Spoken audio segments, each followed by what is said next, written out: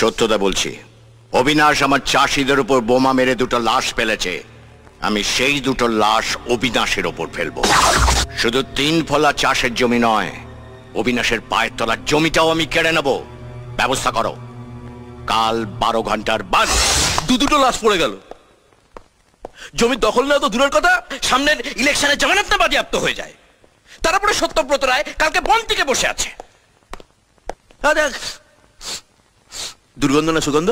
আপাতত দুর্গন্ধই। সেন্ট ছড়িয়ে গন্ধটাকে পাল্টাতে হবে। যাও সেন্ট নিয়ে এসে জামাইবাবুর গায়ে ছড়িয়ে দাও। হরিপদ, দিনের পর দিন এত গরল হয়ে যাচ্ছ কেন? কেন? সেন্টটা লাশের উপর ছড়িয়ে দাও। তারপর তার উপরে পার্টি স্ট্যাম্পটা লাগিয়ে দাও। ওরা আমাদের লোক হয়ে যাবে, আর ওদের ছবিটা ভালো করে তুলে রাখবে। এই পাবলিকের মেমরি খুব খারাপ, মনে রাখতে পারে না। ছবিটা দেখলেই মনে পড়ে যাবে। সত্যব্রত নয়, কাল বন ডাকবো আমি। প্রেসকে খবর দাও। আজ হরিদেবপুরে 2 দলের সমর্থকদের মধ্যে জমি নিয়ে ব্যাপক বোমাবাজি হয়। 2 দলই সমানভাবে বোমা বর্ষণ করে। সেই ঘটনাস্থলে উপস্থিত ছিলেন স্থানীয় এমএলএ অবিনাশ মুখার্জি। অবশ্য তিনি ঘটনায় বেঁচে যান, কিন্তু ওনাকে বাঁচাতে গিয়ে ওনার দলের 2 জন সমর্থক বোমার আঘাতে মারা যান। পুলিশ অবস্থা আয়ত্তে। আমার দলের ছেলে মারা গেল আর অবিনাশ বলছে ওর দলের ছেলে। আমাদের ক্যামেরার সামনে শোকস্তব্ধ অবিনাশ মুখার্জি। দেখুন, আমরা রাজ্যের উন্নয়ন চাই, সেই জন্যই মানুষ আমাদের নির্বাচনে জিতিয়েছে। যে সব জমিতে ফসল হবার আর কোনো সম্ভাবনা নেই, আমরা সেই সমস্ত জমি টেক ওভার করে রাজ্যে শিল্পায়নের জোয়ার বইয়ে দিতে চাই। কিন্তু বিরোধী পক্ষরা সেটা চায় না। তারা মানুষ খুন করে উন্নয়নের রাস্তাটা বন্ধ করে দিতে চায়। আজকে হরিদেবপুরে যে ঘটনা দেখলেন, আরে দেখ দেখ, আমি নিহতদের পরিবারকে এককালীন 1 লক্ষ টাকা দেওয়ার প্রতিশ্রুতি দিচ্ছি। আর এই সন্ত্রাসের প্রতিবাদে আগামীকাল 12 ঘন্টার বন্ধ ডাকছি। এবার আসছি খেলার খবরে। না সে ঠিক আছে, কিন্তু জামাইবাবু 2 লাখটা একটু বেশি হয়ে গেল না? আরে দিচ্ছি কে বললো? এটাও আগেকার মতো একটা প্রতিশ্রুতি। আর যারা 2 জন মারা গেছে তারা আগেও বিরোধী দলের সমর্থক ছিল, পরেও থাকবে। শুধু কালকের দিনটার জন্য হবে আমার। জয়বাবু, দিদির আর কি ভাগ্য হয়নি, অনেক কপাল করে তোমার মতো একটা বর পেয়েছিল। খালি দেখে যেতে পারলো না। আহা, কেন না? শালা, আমার দলের ছেলে মরল আর লাশের উপর নিজের দলের স্ট্যাম্প মেরে কালকে বন্ধ দেখে দিল। অত সহজে আমি ছাড়ছি না, অত সহজে ম্যাচ হাতছাড়া করব না আমি। এই তোরা কালকে মাঠে নামবি, একেবারে সকালবেলা গিয়ে হাজির হবি অবিনাশ মুখার্জির বাড়ির সামনে। ফার্স্ট ওভারেই আমার উইকেট চাই। মৃতদেহ নিয়ে রাজনীতি করা চলবে না, চলবে না। গরিব চাষিদের জমি কেড়ে নেওয়া চলবে না, চলবে না। ওরাই আমার ছেলেটাকে খুন করেছে। এখন টিভিতে বলছে আমার ছেলে নাকি ওদের দলের লোক ছিল। কখনো না, মিথ্যে কথা। ওরাই আমার ছেলেকে খুন করেছে। আমিও সারা লোক নামিয়ে দেবো, মেরে বাবার নাম ভুলিয়ে দেবে। না, থানায় ফোন কর। আমরা মারলে হবে খুন, পুলিশ মারলে হবে এনকাউন্টার। বুঝলি? হ্যাঁ, রেজাল্টটা একই হবে। থানায় ফোন কর।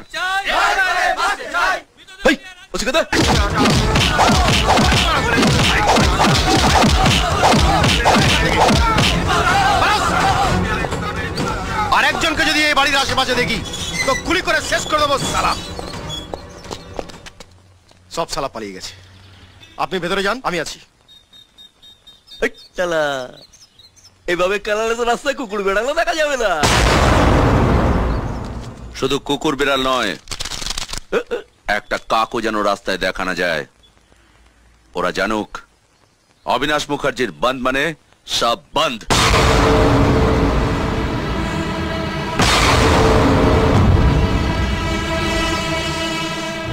এই সাইকেলটাকে আটকা।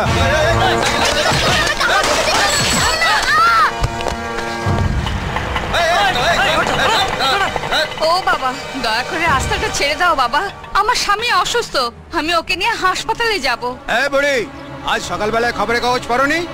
প্রথম পাতায় বড় বড় করে লেখা আছে আজকে বন্ধ। বাবা ওকে এক্ষুনি হাসপাতালে না নিয়ে গেলে ও মারা যাবে। আমার কেউ নেই বাবা। আরে আপনি কিচ্ছু চিন্তা করবেন না, আমার সাথে অনেক লোকজন আছে। মেসোমশাইকে শ্মশানে নিয়ে যাওয়ার জন্য লোকের অভাব হবে না। এটা যদি তোমার বাবা হতো তাহলে পারতে এইভাবে রাস্তায় ফেলে রাখতে। তোমরা অপেক্ষা করবে কখনো মরবে, তখন তোমরা সবাই মিলে ওকে শ্মশানে নিয়ে যাবে। আচ্ছা আচ্ছা ঠিক আছে, আপনি যান। এই ওনাকে রাস্তা ছেড়ে দে। এই, অটো, চলো চলো চলো। তোরা আটকাচ্ছিস কেন? তোরা যেতে দিবি না? ও আচ্ছা ঠিক আছে ভাই, তুমি এদিক দিয়ে বেরিয়ে যাও। মাসিমা আপনি এদিক দিয়ে বেরিয়ে যাও। আচ্ছা আচ্ছা যাও ভাই যাও। চলো ভাই, যাও যাও বেরিয়ে। ওই দিক দিয়ে চলো। আচ্ছা মুশকিল তো, তোদের বারবার বলছি ছেড়ে দে, কেন আটকাচ্ছি? ছেড়ে দে ছেড়ে দে। দেখো না বাবা, বারবার এরা আটকাচ্ছে আমাকে। মাসিমা, আপনি ওই দিক দিয়ে বেরিয়ে যান। ভাই, তুমি ওই দিক দিয়ে ঘুরিয়ে নাও। ঘুরিয়ে নাও। চলো চলো চলো, তাড়াতাড়ি চলো, ঠিক আছে। তাড়াতাড়ি চলো। ও বাবা, কেন তোমরা এরকম করছো? ছেড়ে দাও, আমার অসুস্থ স্বামীকে নিয়ে আমি হাসপাতালে যাবো। দয়া করে ছেড়ে দাও বাবা, দয়া এই, করে ছাড় ছেড়ে না, দাও। ছাড় না। কেন এরকম করছিস? এই ছাড় ছাড়। এ ভাই তুমি যাও। চলো তাড়াতাড়ি। এই স্টার্ট হচ্ছে না, ছেড়ে দে।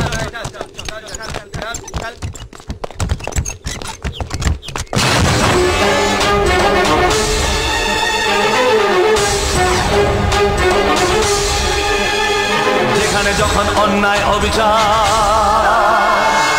রুক্ষ যন্ত্রণা আর হাহাকার, তখনই জন্ম নেয় যুগে যুগে প্রতিবাদী মানুষের শত হুঙ্কার। শত্রু ধ্বংসে তাই অস্ত্র নিয়ে মহাকাল আছে প্রলয় হয়ে, শত্রু ধ্বংসে তাই অস্ত্র নিয়ে মহাকাল আছে প্রলয় হয়ে। অশুভ শক্তির বিনাশ তখন মানুষ হয়ে নেয় হাতিয়ার।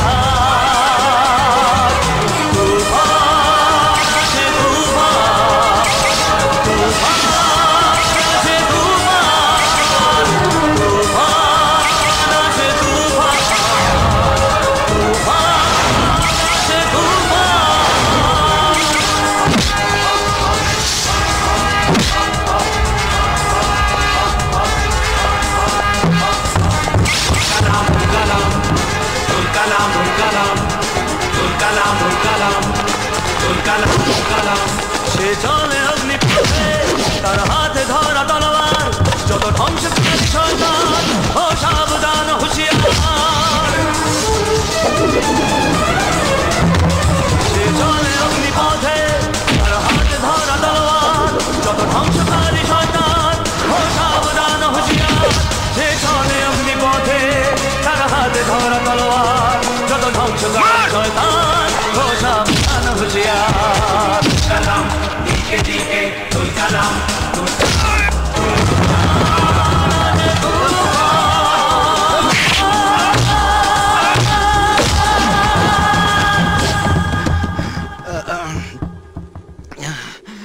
যাও ওনাদের জিপে তোল, যা।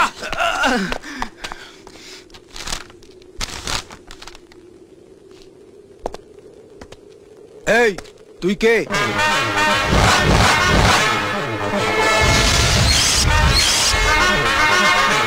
তুফান বছরে একাধবার আসে, যখন আসে তখন প্রলয় ঘটে, আর যখন যায়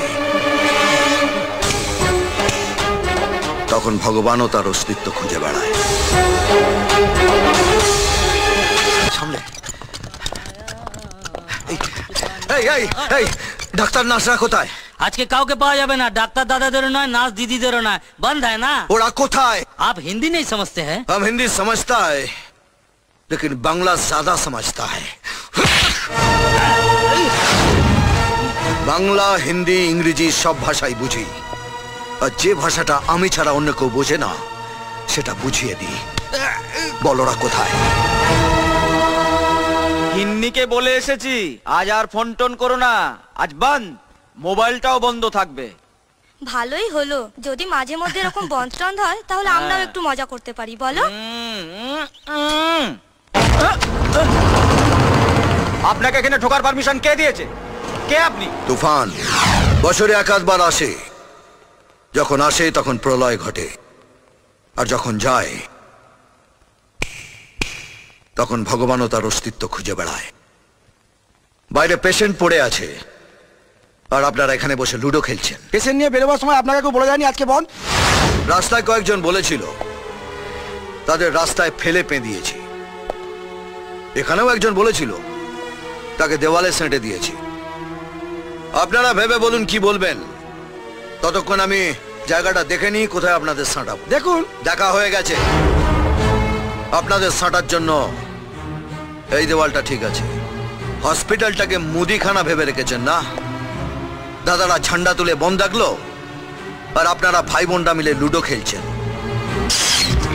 পেশেন্টকে আইসিইউতে ভর্তি করতে হবে। যদি বেঁচে যায় তাহলে আপনারা সবাই বেঁচে গেলেন, আর যদি মরে যায় তাহলে আপনাদের সবাইকে আইসিইউতে বন্ধ করে বাইরে থেকে দরজায় সিল করে দেব। আর ততক্ষণ ওখানে থাকবেন যতক্ষণ না কেওড়াতলা থেকে ডাক আসে। এই চলো চলো, পেশেন্টকে এক্ষুনি আইসিইউতে নিয়ে যেতে হবে, চলো। পাবলিকের মার কেওড়াতলা পার।